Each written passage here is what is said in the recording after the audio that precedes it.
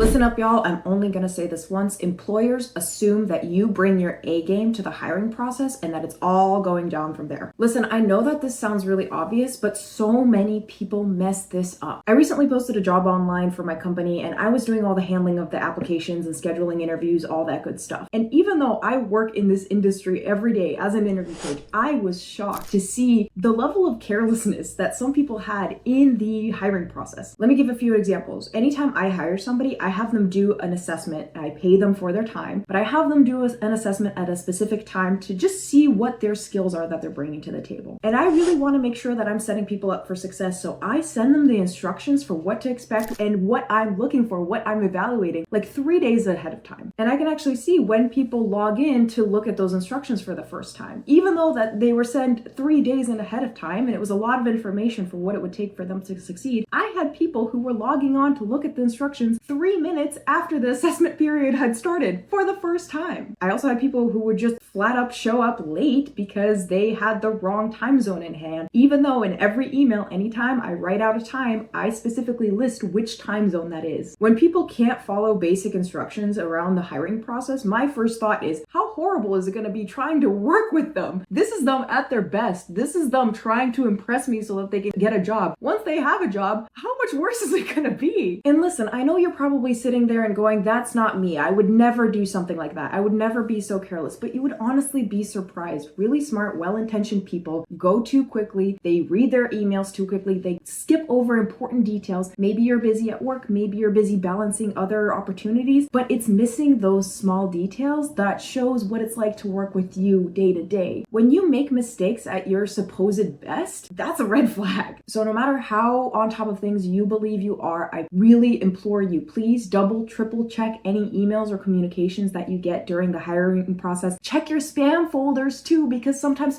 things go in there accidentally. Please don't miss out on a job opportunity because of one small, easily preventable mistake.